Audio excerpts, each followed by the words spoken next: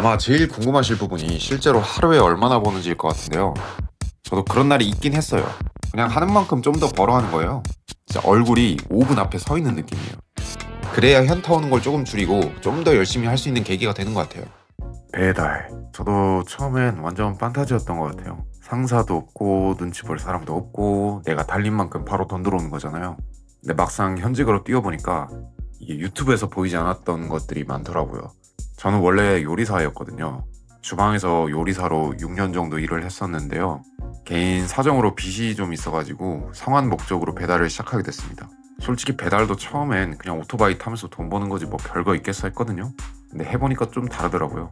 그럼 회사가 개꿀이다라는 생각을 할 때가 있어요. 추울 때 춥고 더울 때 덥고 한 번씩 미끄러져서 넘어지기도 하고 뭐 이런 위험한 순간들도 있고 감정노동이나 눈치 볼 사람 없어서 좋기도 하고 뭐 내 스케줄 내가 정해서 좋은 것도 있고요. 오늘은 배달을 시작하기 전에 제가 알았으면 좋겠다 싶었던 것들, 좋은 것도 솔직하게 나쁜 것도 솔직하게 다 말씀드릴게요. 배달 시작하기 전에 딱 이것만 들으시면 결정하셔도 늦지 않습니다. 아마 제일 궁금하실 부분이 실제로 하루에 얼마나 버는지일 것 같은데요. 네이버 카페나 여러 커뮤니티 보면 뭐 하루에 20만 원은 그냥 하는 것 같아 보이는데 저도 그런 날이 있긴 했어요. 근데 그게 매일 그런 것도 아니고요. 성수기, 비수기마다 다르고 현재 단가가 어느 정도냐, 뭐 날씨 등등 여러 조건에 따라 이게 달라져요. 그럼 지금은 저렇게 못 버냐고 하실 수 있는데 뭐 실제로 하는 사람이 있으니 못하는 건 아니라고 할 수는 있죠. 다만 너무 저런 고수익 인증글만 보고 믿으시면 안 된다는 거예요. 최소한 저런 분들은 정말 배달 빼면 시체인 분들인 거거든요. 뭐 뻥튀기 하고 뭐 그런 분들도 계시다고 하는데 진짜 빡세게 열심히 하는 분들도 존재하니까요. 고수익을 내는 분들은 상황이 어떻든 정말 그만큼 시간과 노력을 쏟아 부으시는 분들인 거죠. 이건 어느 분야나 마찬가지인 것 같아요. 저는 최고 많이 해본 게 한 달에 600만 원이었는데요. 정확히는 세금 빼기 전으로 하면 660 정도 될 거예요. 사실 그 달에 금요일이 5번 껴가지고 입금이 5번 됐거든요. 그래서 660이긴 한데 이게 뭐 고용보험이나 뭐 산재보험, 원천징수 뭐 그런 거 다 떼고 저는 이제 시작할 때 목돈이 없어서 시간제 보험을 타고 있거든요. 그래서 그거 다 떼면 한 10% 정도 떼이고 600만 원 정도 했었어요.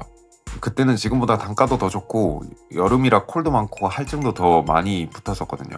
하루에 일하는 시간도 아침 10시에 나가서 거의 밤 10시에 들어왔고요.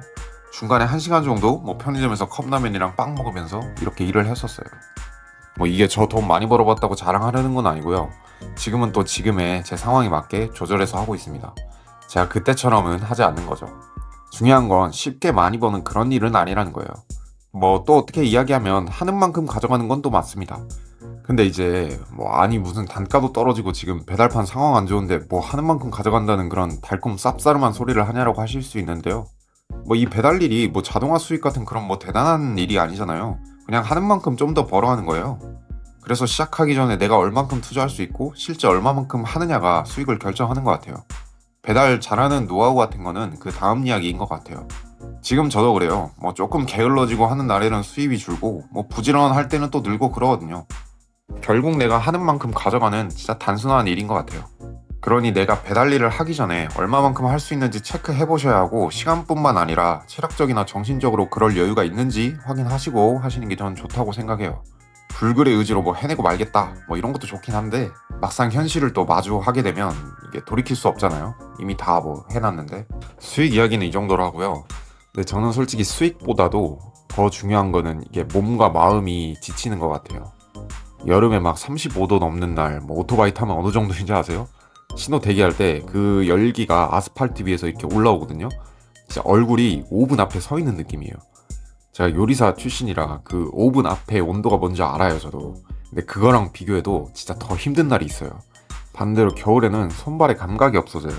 와, 진짜 이거 방한장갑 끼고 바우나 신어도 뭐 혹한기 하는 그런 기분이에요. 이게 배달은 도로 위를 달리면서 날씨를 정면으로 다 맞게 돼 있거든요. 남들이 창문 너머로 보는 그 날씨를 라이더는 몸으로 다 맞고 다니는 거예요. 이게 단순히 불편함이 아니라 시간이 지나다 보면은 체력 소모로 이어지게 되거든요. 근데 이제 육체적인 피로보다 저는 정신적인 부분이 더 힘들더라고요. 이게 배달은 혼자 하는 일이다 보니까 도로 위에서 혼자 그냥 목적지만 보고 달리는 거거든요. 뭐 그게 자유로워서 좋은 분들도 계실 텐데 혼자 일하는 게 좋은 저도 가끔씩은 좀 고립감이 생길 때가 있어요.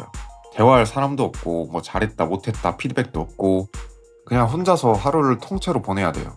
저는 비 오는 날 비 한 번씩 쫄딱 맞거나 하면 나 지금 뭐 하고 있는 건가 하는 그런 무기력해지는 순간들이 있었던 것 같아요. 배달하는 분들마다 아마 각자 이런 순간들이 있을 거예요. 반면에 이런 분도 계시더라고요. 직장 퇴사하고 배달하시는데 이제 직장에서는 감정노동이 심했는데 일단 사람 스트레스가 없고 많이 걸어다니니까 약간 건강해지는 것 같다. 뭐 혈압이 뚝 떨어졌다라고 하시는 분도 계시더라고요. 뭐 틀린 말은 아닌 것 같아요. 이건 분명히 배달에 있어서 장점이 될 수 있다고 생각은 해요. 저도 하다 보니까 혼자 일하는 게 전 더 맞더라고요. 그래서 버틴 것도 있고요. 근데 그 자유가 이게 완충제 없이 오는 거라는 걸 좀 알 필요는 있어요. 회사에 있을 때는 뭐 힘들어도 뭐 옆에 좋은 동료가 있을 수도 있고 뭐 점심도 같이 먹고 이렇게 하잖아요. 근데 이제 배달을 하게 되면 그런 게 없는 거죠. 그래서 많은 분들이 라이더 커뮤니티에서 소통을 하시는 것 같기도 해요. 뭐 네이버 카페에 가입하시거나 아니면 플러스 같이 팀으로 움직이시는 분들이 그런 것 같아요. 플러스에 대해서는 제가 채널에 다른 영상에 다뤄놨으니까 참고하시고요. 거기서 수다 떠는 게 딱히 도움되는 것 같지는 않아도 뭐 그런 걸 좋아하시는 분들이 있는 것 같아요. 그리고 아마 이제 배달 일 시작하시려고 하시는 분들이 가장 걱정하시는 부분 중에 하나가 좀 사고인 것 같아요. 언제 사고 날지 모르고 아무래도 사고 날 위험이 높은 이 길이다 보니까 그런 부분에 대해서 걱정이 많으신 것 같아요.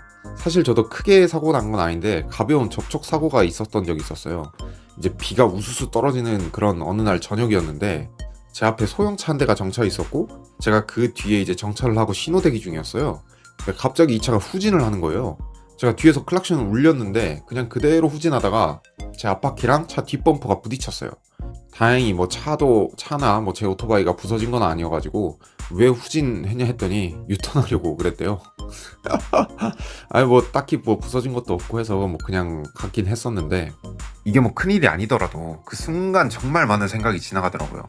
만약 그 차가 좀 더 세게 후진을 했다거나 아니면 더 큰 차량이었다거나 그리고 그 순간 제 뒤에 차가 없었고 오지도 않고 있어서 다행이었지 만약 뒤에서 차가 오고 있었거나 차가 있었다면 제가 뒤로 빠지려다가 뒤에서 부딪혔다면 진짜 큰일 날 수도 있던 거잖아요.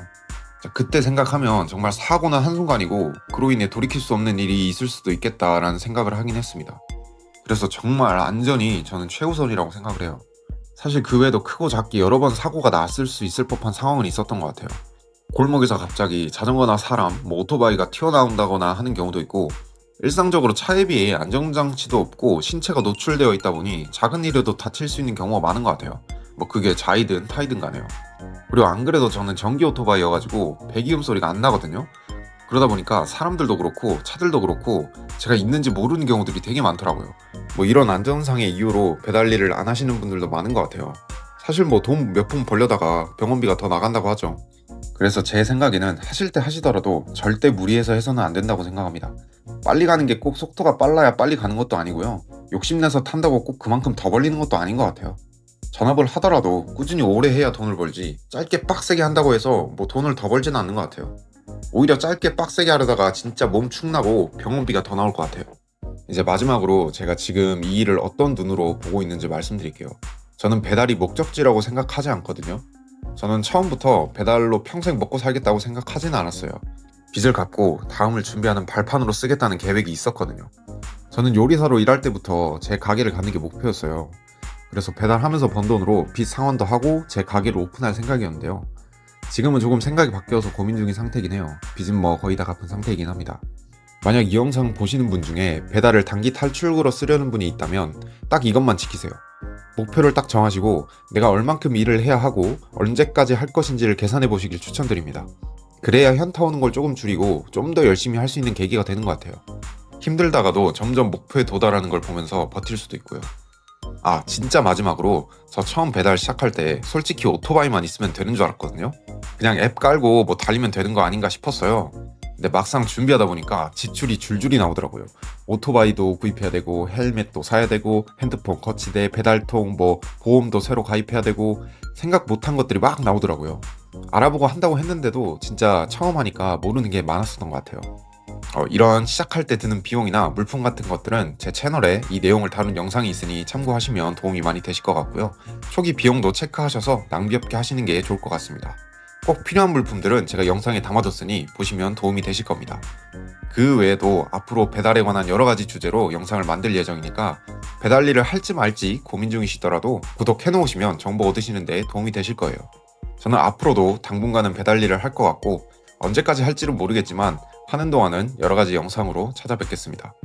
오늘 영상이 도움이 되셨다면 다른 영상들도 한번 봐주시면 감사하겠습니다. 좋은 하루 되시고요. 모두 알라무복하세요.